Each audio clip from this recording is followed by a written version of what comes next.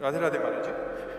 महाराज जी, भगवान पर अटूट विश्वास है और नाम जब भी निरंतर चल रहा है, किंतु जब जीवन में कठिन परिस्थिति आती है तो ईश्वर के ऊपर विश्वास के साथ साथ जीवन समाप्त करने या सब छोड़कर सिर्फ भगवान की शरण में रहने की आकांक्षा होती है। महाराज जी, ऐसे में इस परिस्थिति में क्या? निरंतर नाम चल रहा है, अभी हमें संशय है, क्योंकि निरंतर जब चलने लगेगा तो कुछ स्थिति आ जाती है। हम लोग उसी मार्ग के पथिक है ना, इसलिए एक स्थिति आ जाती है। कोई भी विपत्ति हमें परास्त नहीं कर सकती, कोई भी दुख हमको उदास नहीं कर सकता, क्योंकि नाम चल रहा है। जब ज्यादा कष्ट होता है तो ज्यादा भजन होता है, शांत। जब ऐसा लगता है शरीर छूट तो नहीं जाएगा तो एकदम भगवदाकार भगवान आ रहे तो निरंतर भजन शब्द से हम कह रहे हैं इस पर सुधार करो। निरंतर अभी नहीं हो रहा है।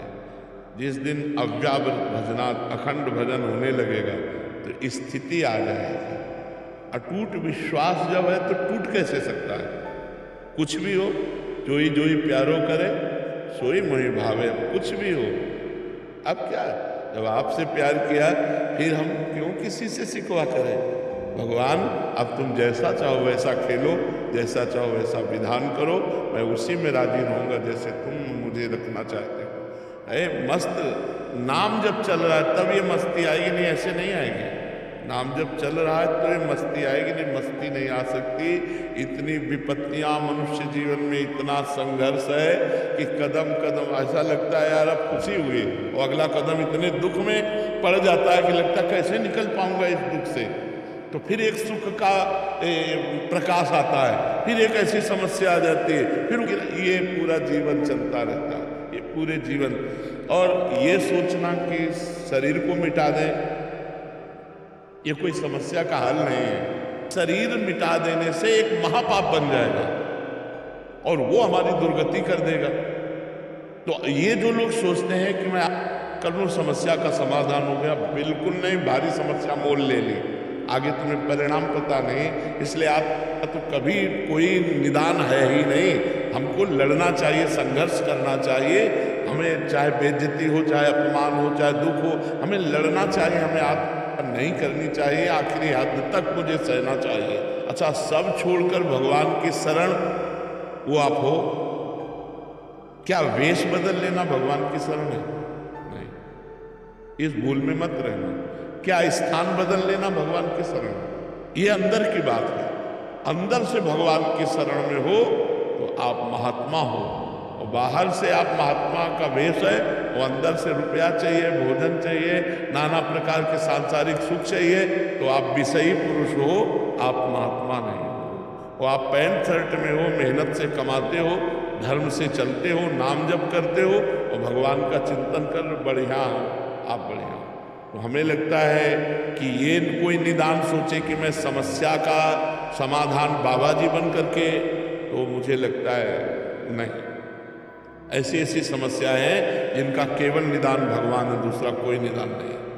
सोचो, साल 2 साल 4 साल 5 साल आप बोल दो कि आप ब्रह्मचर्य से रहो, कोई मनोरंजन नहीं करोगे, आप ये खाओगे, आप ऐसे रहोगे, तो एक एक दिन हम काट सकते हैं कि यार 4.5 साल रह गए, अब 4 साल रह गए, 5 साल। पूरी जिंदगी मनोरंजन नहीं कर सकते। पूरी जिंदगी कोई रिश्ता नहीं है, पूरी जिंदगी में किसी भी तरह का कोई सुख नहीं है सांसारिक। आप जरा थोड़ा विचार करके डालिए आप इस बात पर। आप विचार करो, क्या साधु का जीवन है?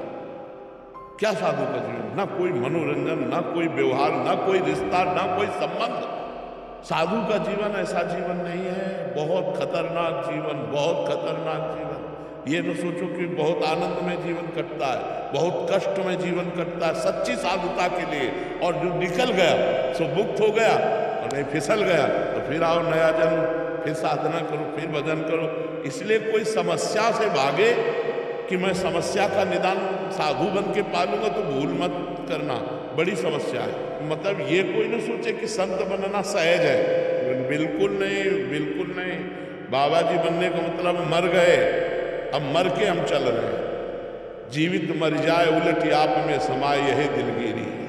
मरा हुआ पुरुष महात्मा होता है, जिसका मन मरा, जिसकी इंद्रियां मरी, जिसके कुछ नहीं चाहिए, जाए न चाहिए कबों कुछ तुम सन सहज सने। तो ये दोनों बातें आप कर लेना या समस्या में फंसकर बाबा जी बन जाना, ये दोनों बातें समाधान नहीं है। समस्या से लड़ना समाधान है, और वो आप तभी लड़ सकते हैं जब आपका भगवान का भरोसा दृढ़ होगा और नाम जप करोगे तो कोई न कोई रास्ता भगवान ऐसा निकाल जिससे आप समस्या से बच जाएंगे। नहीं तो समस्याएं पीस डालती है, अंदर ही अंदर खोखला कर देती है, आदमी चिंतन से परेशान हो जाता है, और जब परेशान हो जाता है तो उसे एक ही रास्ता नजर आता है, और वो रास्ता है नहीं, वो और परेशानी पैदा कर देगा अगले जन्म में जा करके। इसलिए नाम जप करो और सहन करो और लड़ना सीखो। हमको विपत्ति, दुख, संघर्ष करना पड़ेगा, हमको लड़ना पड़ेगा, इनसे विजय प्राप्त करना पड़ेगा। हार जाऊं तो भी लड़ना पड़ेगा, हमारे पास कोई रास्ता नहीं है। हमको इन दुख और विपत्तियों से लड़कर पार होना ही है। जी हमें लगता है कि कोई ऐसा साधन मिल जाए जिससे तुरंत झट से हमारे दुख दूर हो जाए। अवश्य में भोक्तव्यम कृतम कर्म सुभाष, अपने कर्म को जीव को भोगना होगा। ये जब भगवान कह रहे हैं तो और की बात कैसे माने? भगवान कह रहे ना, अवश्य में भोक्तव्यम कृतम कर्म शुभाशुभम, भोगना होगा। ये सब इधर से जंतुर बनाने से और राख लेने से और कलावा बनाने से हमारे प्रारब्ध नहीं नष्ट हो जाएंगे।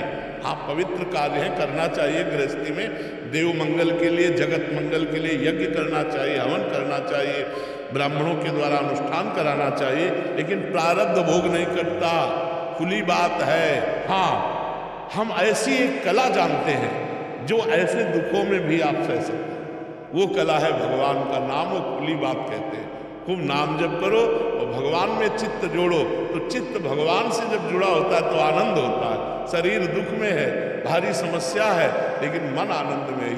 यही बात है। सावई मन कृष्ण पदारविंद, मन भगवान कृष्ण के चरणों में लगाए तो आनंद है, राधा जी के चरणों में लगाए तो आनंद है। अगर मन संसार में रहेगा तो कष्ट ही भोगना पड़ेगा। कोई ऐसा नहीं, इतने पढ़े लिखे डॉक्टर, इतने बड़े सर्जन, इतने बड़े सब भगवान ने तो बनाए हैं। अगर छू से होता तो बढ़िया काम बन जाता। डॉक्टरों की जरूरत क्या है?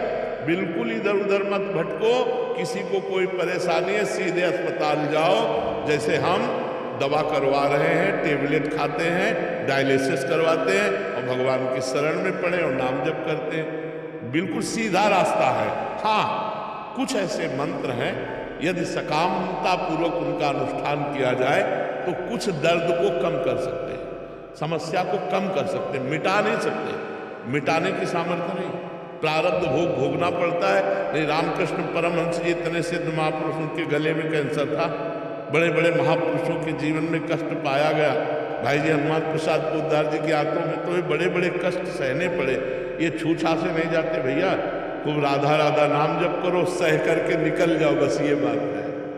मर्जी ऐसा कहा जाता है, वहाँ गए लड़का हो गया, यहाँ गए ये ठीक हो। तो लड़का होना होगा तो कहीं जाओ चाहे ल जाओ, हो जाएगा। और नहीं होना होगा तो चाहे जा चले जाओ, नहीं होगा।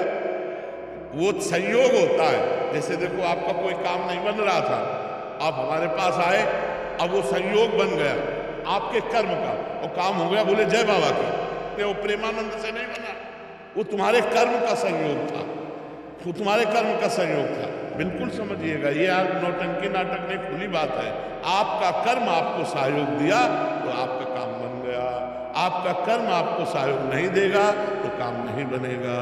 एक हमारे जीवन की धारा है, उसमें दुख सुख दोनों किनारे हैं। हमारा जीवन इसमें होता हुआ जाएगा, कभी सुख कभी दुख, कभी सुख कभी दुख, ऐसा चलता रहेगा।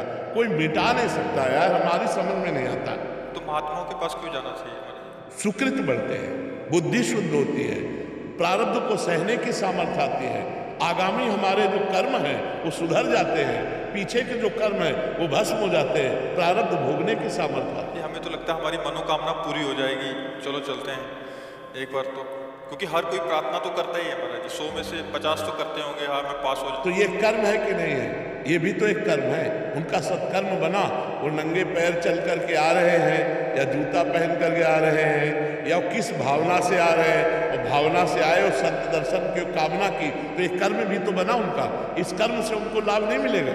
मान लो संत दरस को चालिए तज माया अभिमान जीव जीव पगा के बढ़े कोटिन यज्ञ समान। तो कोई आ रहा है 1000 कोस से, कोई 500 कोस से सवारी में धक्का खाते हुए ऐसे, और रोड में किनारे खड़ा है रात्रि भर, तो ये उसका तपस्या नहीं बनी, ये उसका परम पवित्र कर्म नहीं बना। अब ये कर्म कामना पूर्ण कर दे तो प्रेमानंद उसमें कहा है, ये उसका कर्म है, ये उसकी मेहनत है, ये उसकी भावना है, ये उसकी श्रद्धा है, ना कि हम है। अब उसको लगेगा कि हम प्रेमानंद के दर्शन के हमारा काम बन गया। नहीं, तुम्हारी मेहनत, तुम जो सैकड़ों किलोमीटर चल करके आए और खड़े रहे घंटों, और फिर इसके बाद दर्शन हुआ, तुम्हें आनंद लगा, ये तुम्हारा कर्म तुमको सुख दे रहा है। नहीं तो देखो, अगर हमारा कर्म बिगड़ जाए तो हम कह रहे हैं फिर हमको कोई सुख नहीं दे सकता। हमारा कर्म, संतों के पास जाना, संतों की दंडवत करना, उससे पाप नष्ट होते हैं, पुण्य बढ़ते हैं। संत दरस जिमि पातक तरई, पाप नष्ट हुए तो दुख का नाश हुआ, सुख बढ़ा। ये तो सिद्धांत है, इसमें कोई चमत्कार थोड़ी है, ये तो सिद्धांत है ऐसा।